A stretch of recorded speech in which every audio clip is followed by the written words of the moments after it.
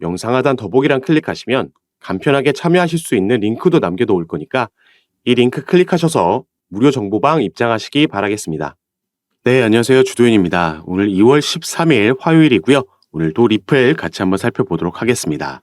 연휴 사이에 비트코인은 엄청난 상승력을 보여주면서 달러로는 2년여 만에 5만 달러를 돌파했습니다. 하나로도 6,700만 원 돌파에 성공하면서 최근 정고점을 갈아치운 모습인데, 리플 같은 경우에는 반대로 움직이면서 조정을 받지는 않았지만 그 상승세가 조금 지지부진하다 생각해 볼 수 있겠죠.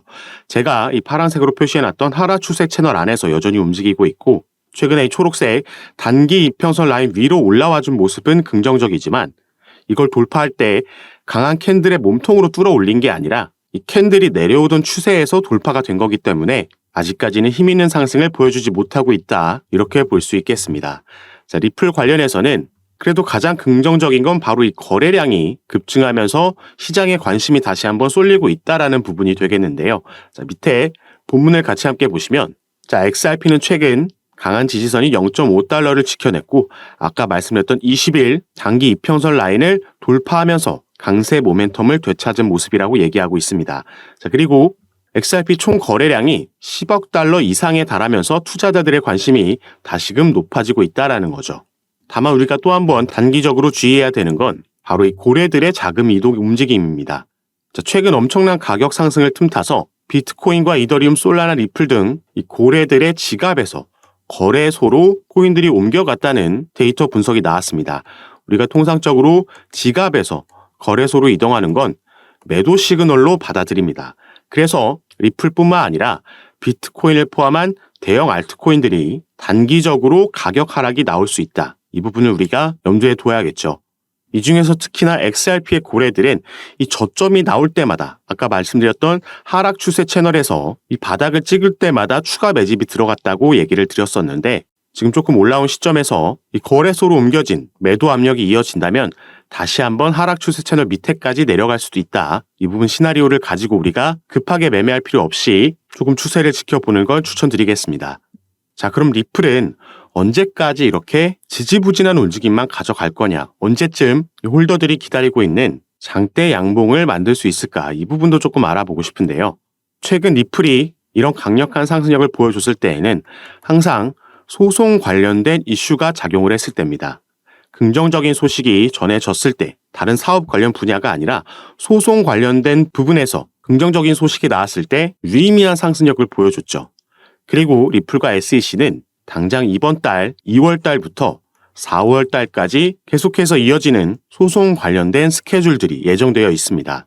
가장 먼저 기간 판매에 대한 협의부터 결국 4월 달에 정식 재판까지, 서류 제출부터 미팅까지 이어지는 일련의 과정들이 이제 시작되는 건데, 그래서 지금부터는 리플 XRP에 가장 크게 영향을 주는 이 소송 이슈에 대해서, 그 스케줄에 대해서 우리가 주목해야 되는 날짜와 이슈들 같이 한번 살펴보도록 하겠습니다. 그 전에 일단 친리플 변호사가 이 합의 관련해서 또 얘기한 부분이 있기 때문에 간략하게만 이 인터뷰 먼저 살펴보고 이 스케줄로 넘어갈 건데요. 리플을 보유하고 계시거나 신규 투자를 고민 중이신 분들께는 오늘 말씀드린 이 내용들이 가장 중요한 내용들이기 때문에 영상 꼭 끝까지 시청해 주시고, 그 전에 밑에 있는 구독과 좋아요 버튼도 한 번씩만 눌러주시면 제가 이렇게 영상 제작하는 데에 큰 힘이 된다라는 점 먼저 말씀드리고요.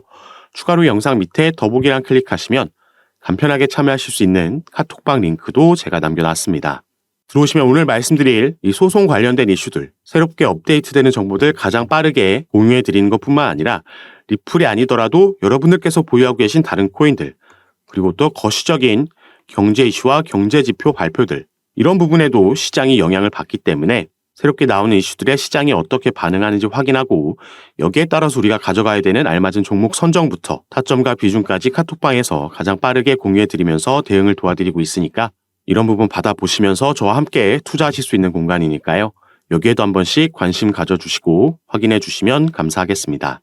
자, 그럼 바로 일단 이 인터뷰부터 살펴볼 건데, 리플에 투자하시는 분들이라면 정말 많이 들어보셨을 법한 존 디튼 변호사가 이 크립토로 라이브 방송을 통해서 소송 합의 관련해서 얘기한 바가 있습니다. 그래서 이 부분 어떤 내용인지 간략하게 함께 살펴보시면, it means that I don't think there's any talks of settlement. 자, 일단 이 부분 바로 결론부터 나왔죠. I don't think there's any talks of settlement. 이 합의 관련해서 어떠한 얘기도 나오지 않을 거다. 일단 이 부분을 먼저 언급한 거고요. And I've said that for a long time now. They're just not. This is still scorched earth litigation, even in the remedy stage. 자, still scorched earth litigation, even in the remedy stage라고 나와 있는데 scorched earth, 이건 초토화 전략이다, 초토화 전쟁이다라고 이해하시면 되겠습니다. 지금 이 소송이 아직 정식 재판이 아닌 이 remedy stage, 구제 단계에서도 쉽게 말해서 개싸움이 벌어지고 있다라는 겁니다. 이 remedy stage, 구제 단계는 조금 이따 더 설명드리겠지만 2차 시장 판매, 개인들에게 판매된 XRP가 아닌 기관들에게 판매된 XRP, 이 부분은 증권이라고 약식재판 판결문에서 나왔었죠. 그래서 이 부분에 대해서 벌금 합의를 할 거냐 말 거냐, 여기에 대한 입장을 밝히고 있는 거고, SEC 측에서 요구한 금액이 터무니없이 높았기 때문에 합의의 가능성이 낮다라고 지금 얘기하고 있는 겁니다. 그리고 So I'm not saying settlement can't happen or won't happen. I'm just saying, updating you all that it's not happening today. 그래서 이렇게 마지막에 한 말은 이 합의라는 게 절대 이루어지지 않을 거다라고 얘기하는 게 아니라 이 합의라는 게 전화 한 통으로 간단히 해결될 문제가 절대 아니기 때문에 당장 오늘 가까운 미래 안에 합의 관련 소식을 듣기는 어려울 거다, 이렇게 말을 하고 있는 겁니다. 그래서 일단 정식 재판 같은 경우에는 4월로 예정되어 있기 때문에 지금 포커스가 맞춰져 있는 건 그전 기관에게 판매된 XRP 구제 단계라고 볼 수 있겠는데요. 자, 이 자료는 작년 11월 13일에 토레스 판사가 양측에 보낸 문건입니다. 앞으로의 스케줄을 법원에서 정해줬는데, 자, 2월 12일, 올해 2월 12일까지 양측은 이 Remedies Related Discovery, 이 구제에 관련된 서류를 제출하게 돼 있죠.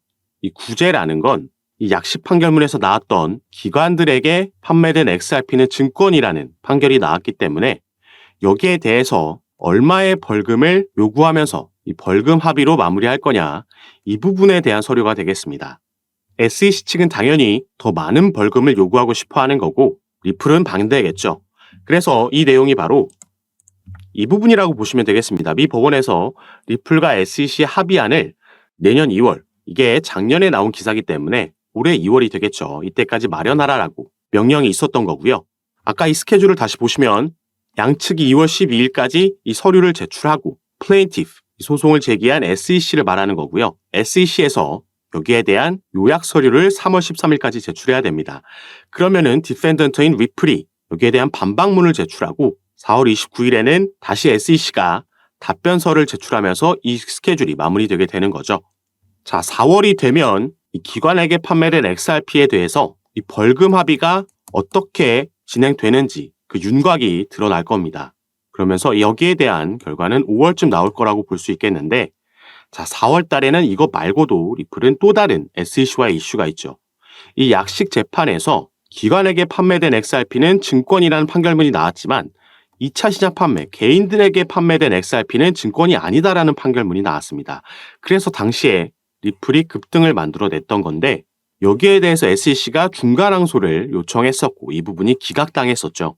그래서 이제 중간항소 없이 정식 재판으로 회부되게 된 거고 이게 또 올해 4월로 예정되어 있습니다.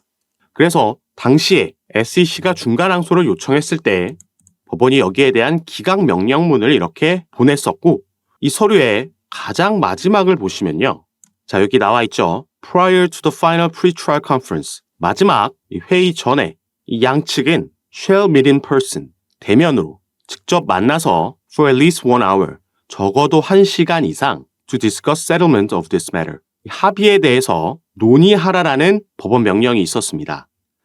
자, 이 회의는 바로 위에 나와 있는 4월 16일로 예정되어 있고 이전에 만나서 1시간 이상 대면으로 합의에 대해서 얘기를 하라고 했던 거죠. 그래서 우리가 가장 기다리고 있는 이 소송이 종료되기 위해서는 가장 베스트 시나리오는 합의로 마무리가 되는 거겠고요. 그게 아니라면 결국 정식 재판으로 회부돼서 여기에 대한 결과가 나오고 패소한 쪽이 항소를 진행할 거고 결국 대법원까지 가게 되면 이 부분은 추가 3년이라는 시간이 더 소요될 수 있습니다.